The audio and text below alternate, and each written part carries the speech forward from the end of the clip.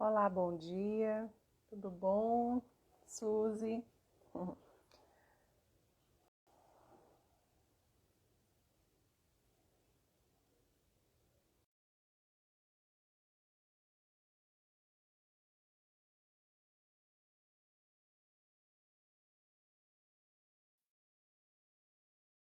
Bom dia, Bom dia, tudo bem?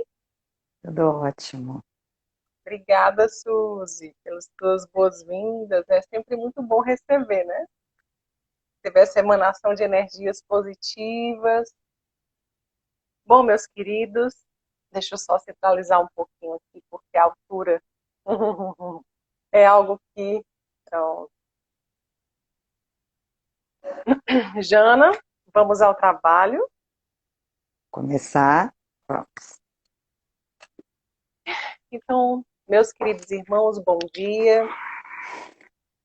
Mais um domingo em nossas existências e que aqui eu me coloco totalmente a serviço do Cristo diante de tantas provocações que o mundo nos permite vivenciar como oportunidade de crescimento, se assim nós observarmos. Então, neste momento, meus queridos, eu peço que todos nós, não de modo ritualístico, mas como uma maneira, uma possibilidade de nós centrarmos as nossas consciências em direção à sintonia com o mais alto nível de energia de amor, nos colocando aqui nessa teia magnética benfeitora, conectando os nossos corações de modo a nos tornarmos instrumentos facilitadores do despertar da consciência da coletividade.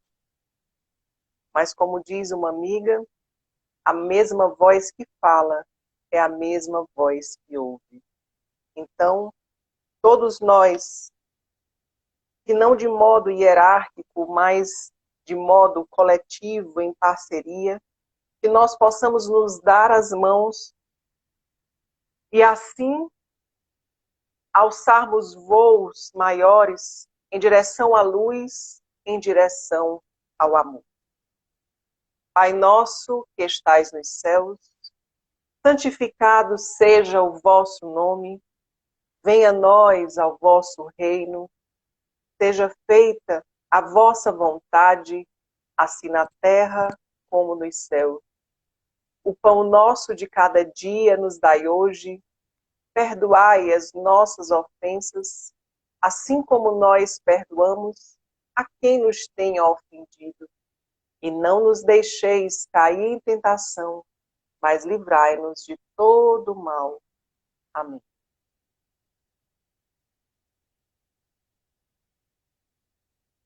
Pronto, entrou uma ligação agorinha. Deu para interferiu em alguma coisa? Não, né? Não, não. Pronto, perfeito. Bom, nosso compromisso de hoje, meus queridos que estão presentes aqui junto conosco nesta teia energética, é falar sobre a parábola do semeador, que está contida no capítulo 17, Sede Perfeitos, onde, pouco a pouco, os colaboradores da casa Nosso Lar falou sobre o homem de bem, os caracteres da perfeição, e agora nós teremos a possibilidade de estudarmos a parábola do semeador. Todos nós já ouvimos desde muito cedo, acredito eu, principalmente nós que temos uma idade um pouco mais amadurecida, nós crescemos dentro de uma roupagem da Igreja Católica. Então, nós fomos nutridos por aqueles desenhos animados em que aparecia a figura de Jesus trazendo ali a proposta da parábola do semeador. Então, a parábola do semeador não é algo novo para a gente. Porém, aqui nós tentaremos fazer uma reflexão a respeito da parábola do semeador, na nuance psicológica, tentando trazer uma expansão de uma compreensão para que nós possamos sair um pouco mais desse olhar que apenas repete a parábola, mas não se compreende na sua essência. Então, a gente precisa compreender que Jesus ele utilizava a linguagem do povo da época para se fazer compreender. Mas ele também colocava: ouçam os que têm ouvidos para ouvir, porque muitos escutarão, mas poucos entenderão a minha palavra. No momento em que Jesus traz essa colocação, ele traz essa colocação carregada de muito respeito, de muita compreensão para o patamar de desenvolvimento moral e intelectual de cada um de nós. E lembremos que ele não se referia somente a um tempo e espaço, apesar dele viver naquela época, mas as palavras de Jesus e os ensinamentos de Jesus é atemporal. Então é necessário que nós irradiemos essas palavras de Jesus para os tempos atuais, para que nós compreendamos que dentro da esfera dessa filiação divina, nós não somos melhores do que ninguém, mas nós estamos sim em patamares diferentes de compreensão daquilo que nos é oferecido, daquilo que nos é dado, e assim, para cada compreensão, ele faz uma comparação. Nós, aliás, vós, sois como o terreno, que varia desde os pedregulhos aos espinhos, mas também ao terreno fértil. Então, Jesus ele trazia essa leitura da parábola do semeador, porque na época em que ele vivia materialmente, quando se ia semear, eles lançavam a semente. Eles lançavam a semente em todos os lugares. Depois que eles aravam a terra. Então, parece um pouco hoje, para a nossa compreensão, hoje nós fazemos, tecnicamente, numa leitura, vamos dizer assim, da agricultura moderna, nós aramos a terra, preparamos a terra e depois colocamos as sementes.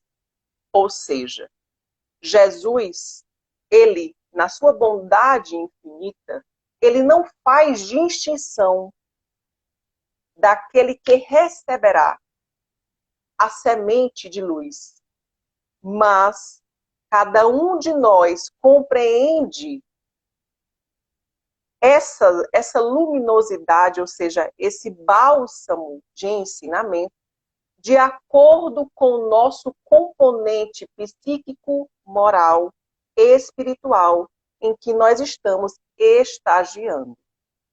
Então é interessante nós lermos para que nós possamos sentir, e assim como diz e convido vocês, inclusive, a buscarem na internet, no YouTube, ou até mesmo aqui no Instagram, o Centro da Consciência, que tem como representante a Luciana Canguçu, em que ela diz que as leituras edificantes, que é exatamente o que nós vamos fazer agora, essa leitura frequencia, ou seja, faz com que nós sintonizemos com as energias amorosas, à medida que nós escutamos e nos deixamos envolver por essa energia de amor.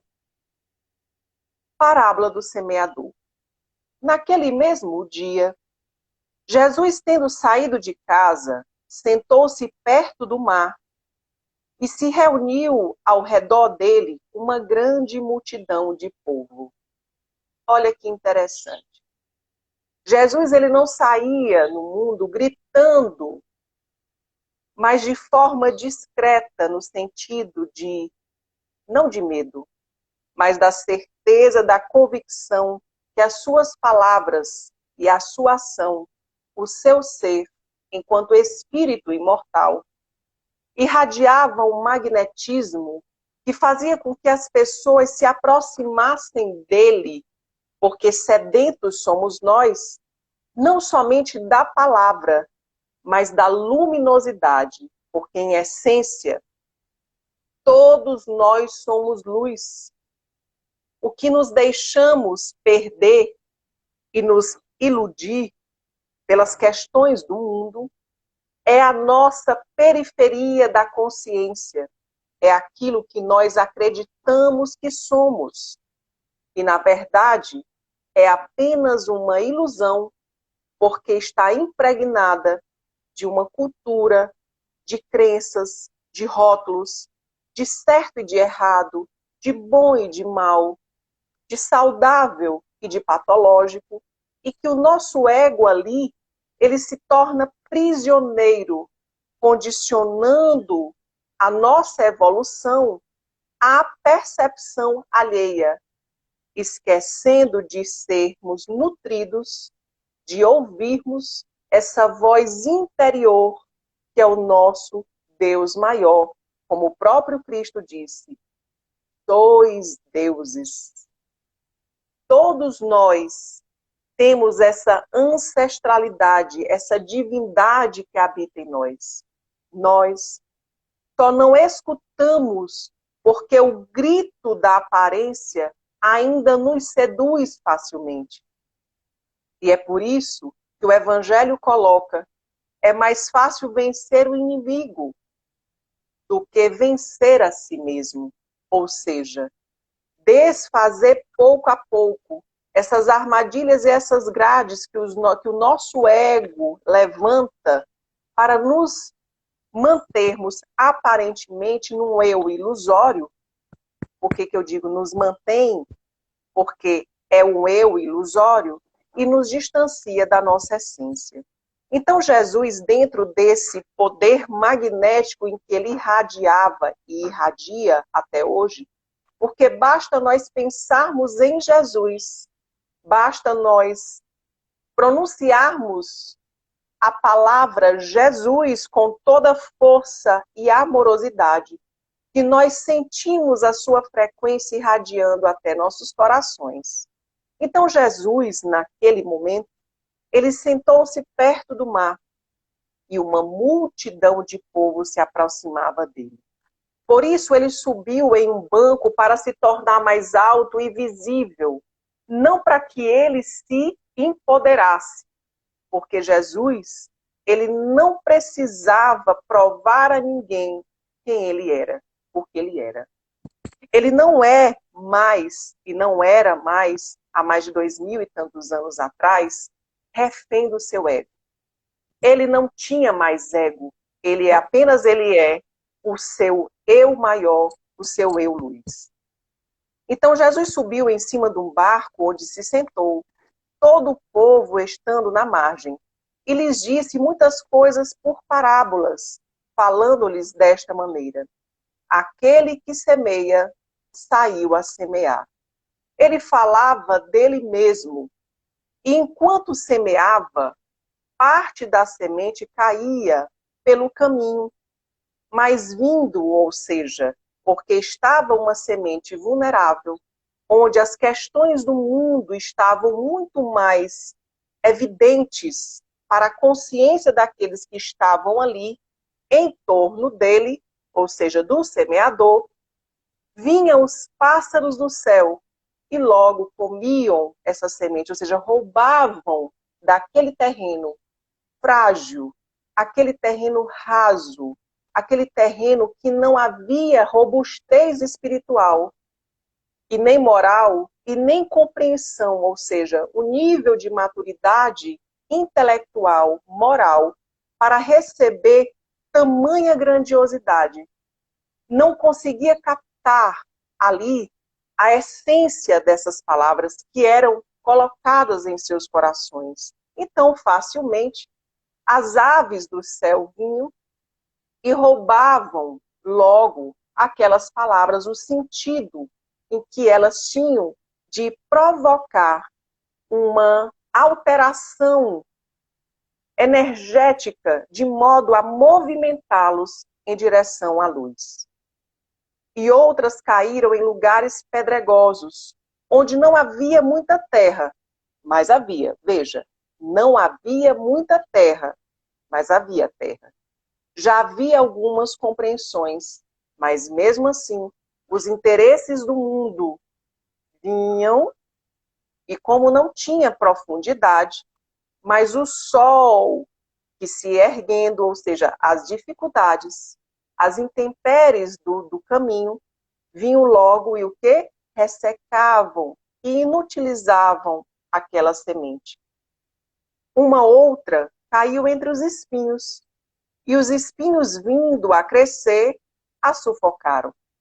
Mais uma vez, os interesses do mundo, as ilusões da consciência, gente, agora é interessante a gente falar que consciência nesse sentido não é a consciência maior, é a consciência que o ego, que é aquele que vê, aquele que percebe de forma rápida, de forma ligeira, de forma breve, que compreende a vida somente por uma ótica limitada, se deixa facilmente conduzir pelas questões do mundo.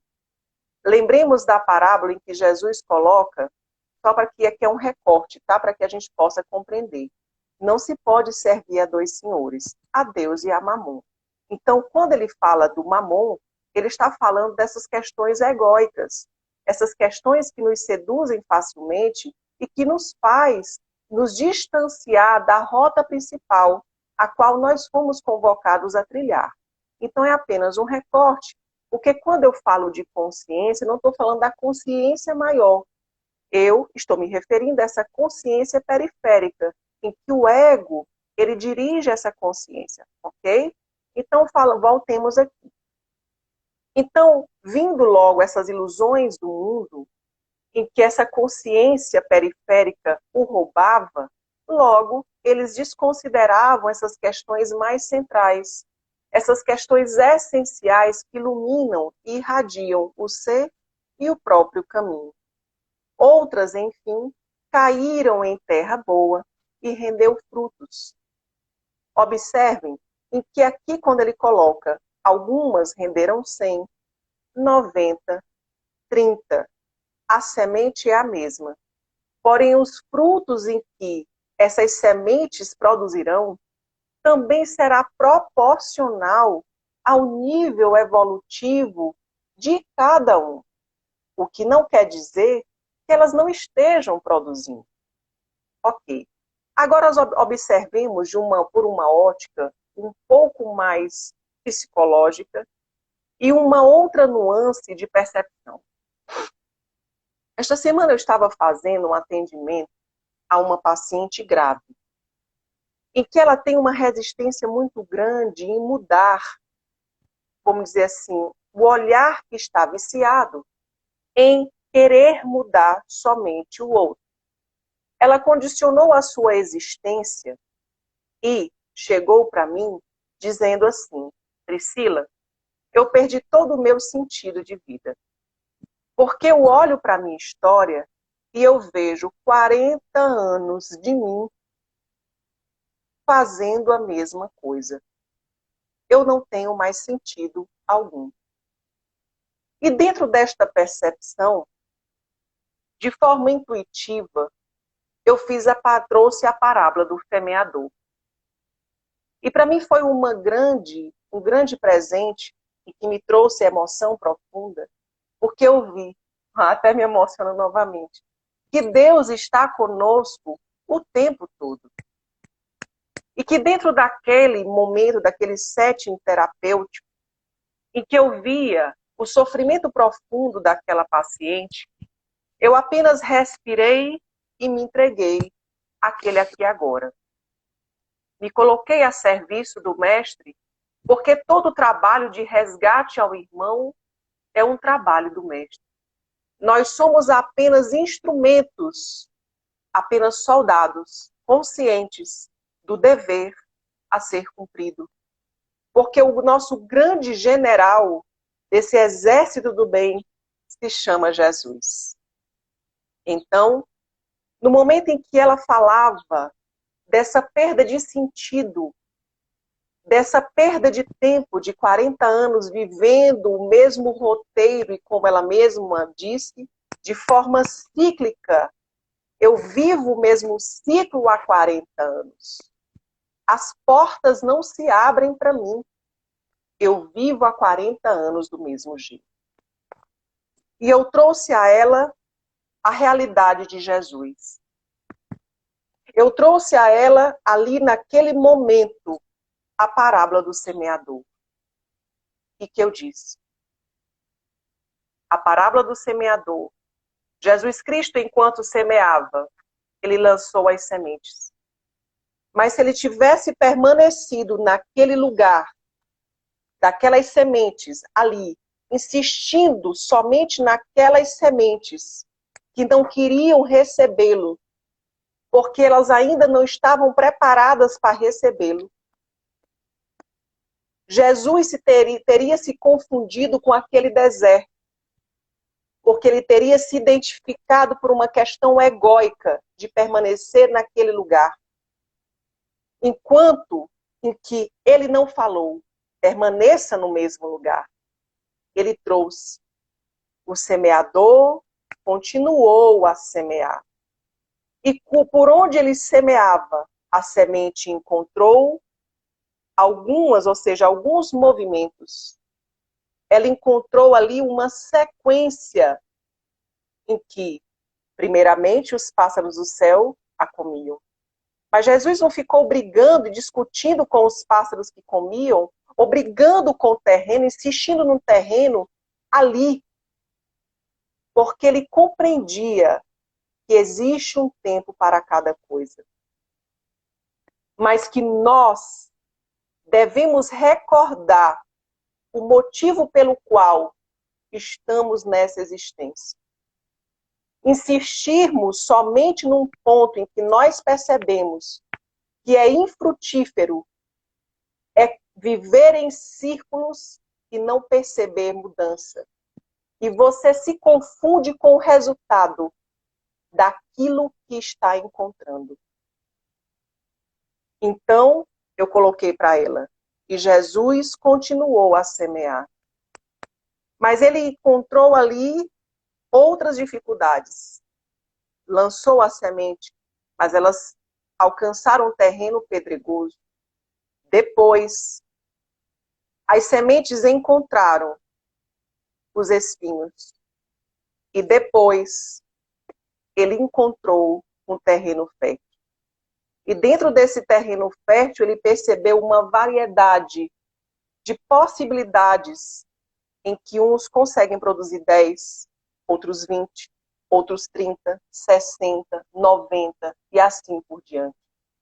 Jesus não se prende e nem se enrijece diante da dificuldade. Ele continua o seu propósito, continuando a semear, compreendendo que cada pessoa tem o seu tempo. Observemos.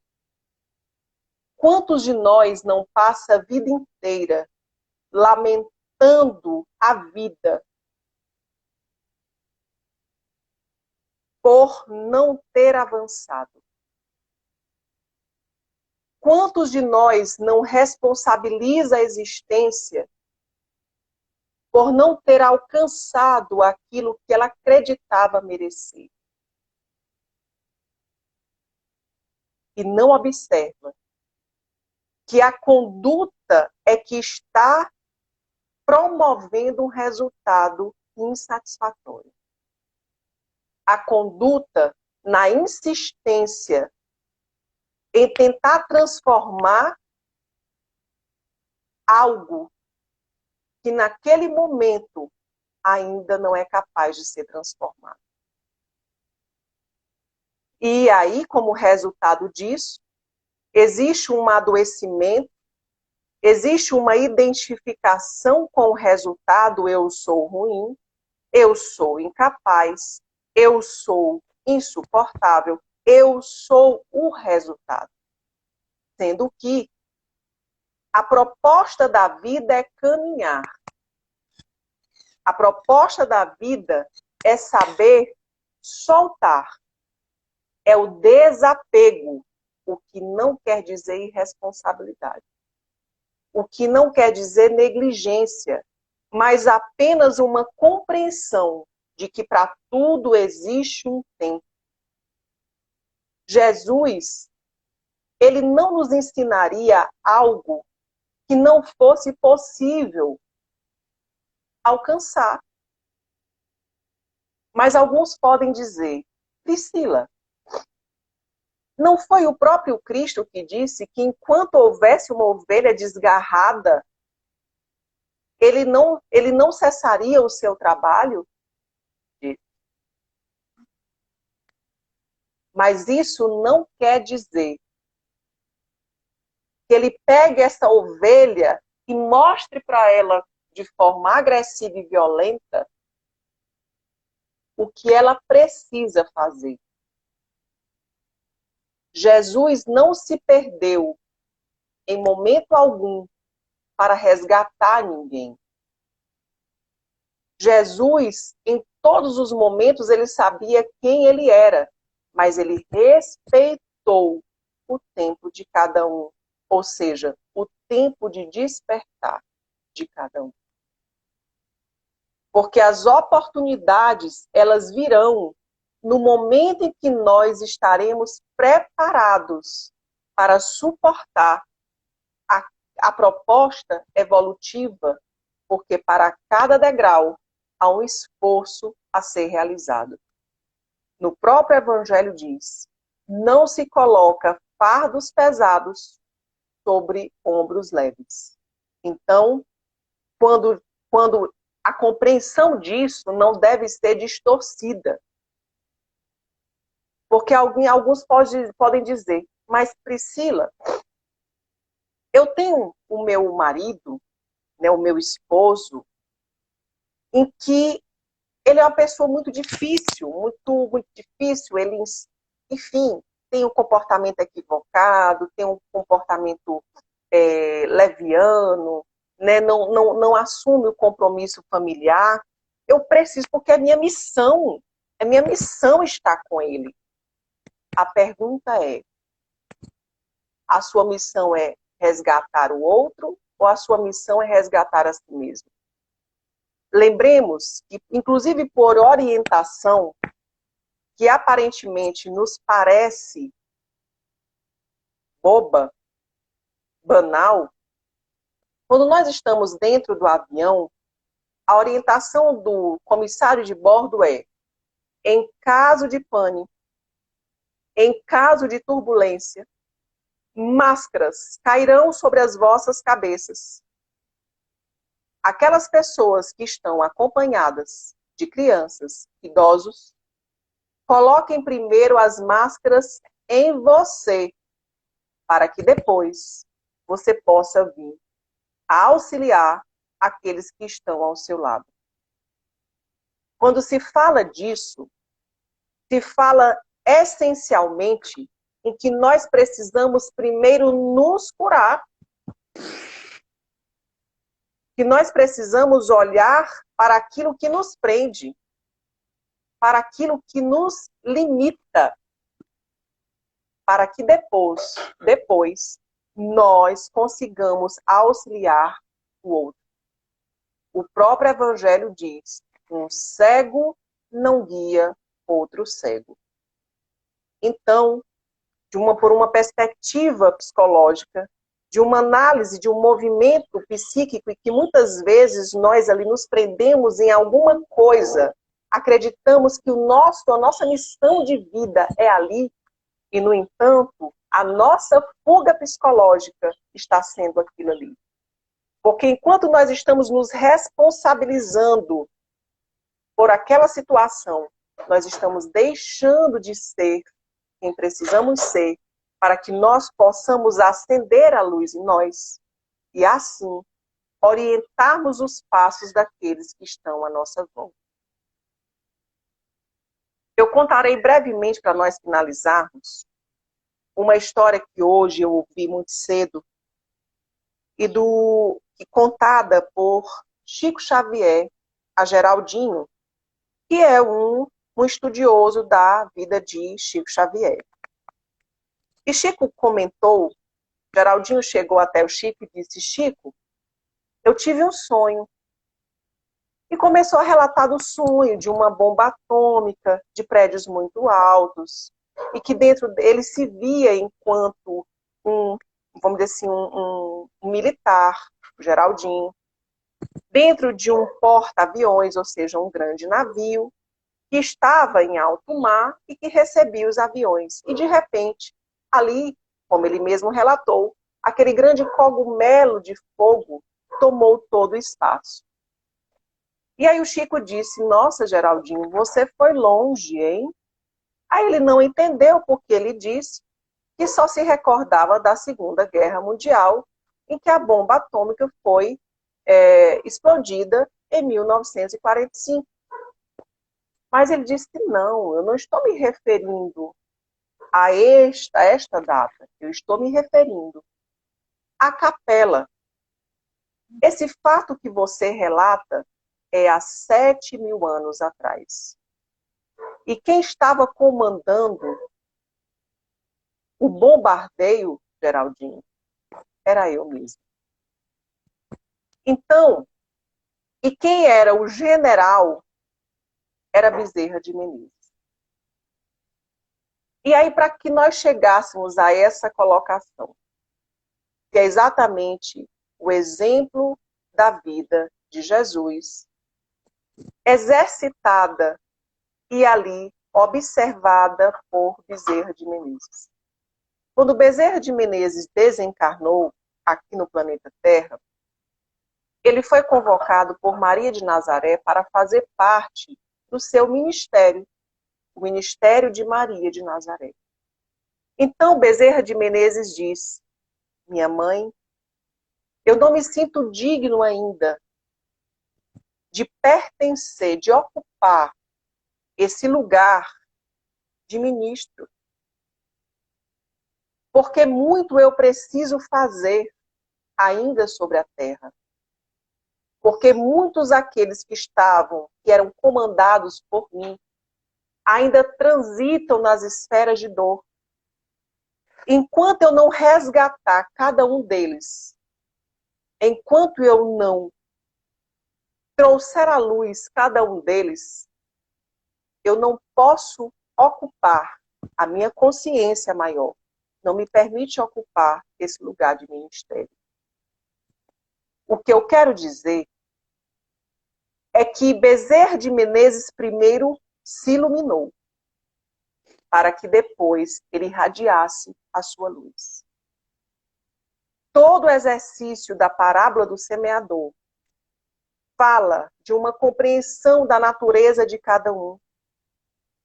Fala da posição do semeador, que não se fixa em um lugar, insistindo, porque ele compreende que a vida é progresso. É necessário nós nos desapegarmos de alguns pontos e entendermos que aquele terreno, em determinado momento, propício, adequado e que gerenciado pelas leis maiores de amor e de progresso, em um determinado momento, elas se tornarão férteis. Mas cabe a nós seguirmos a nossa missão individual. E a nossa missão individual é fazer brilhar a nossa luz. E isso requer um trabalho íntimo e intenso, um trabalho de autoconhecimento, porque os maiores inimigos não estão fora de nós, mas estão em nós. Por isso, meus queridos irmãos, eu peço que nesse dia, hoje, 6 de março de 2022, que nós tiremos um tempinho do nosso domingo e que nós nos coloquemos ali, diante da figura excelsa de Jesus, plasmando em nossa mente, construindo e irradiando essa luminosidade que sempre está junto de nós. Que nós peçamos que Jesus Cristo irradie essa luz e que faça os nossos olhos observarem a nós mesmos. Que Deus nos abençoe, que Deus nos ilumine, hoje, amanhã e sempre. Graças a Deus. Amém. Que assim seja, meus queridos. Que Deus nos ilumine e nos abençoe. Graças a Deus. Gratidão a todos. Gratidão por essa energia. Gratidão a Jesus, a irmã Sheila, que me orienta, a Maria de Nazaré, que está sempre conosco, e que o nosso lar, esse centro espírita, essa casa de amor, possa irradiar luz para todos aqueles que a procuram. Que assim seja, graças a Deus. Amém. Desculpa, hoje quem se emocionou fui eu. Foi muito lindo, viu? Parabéns.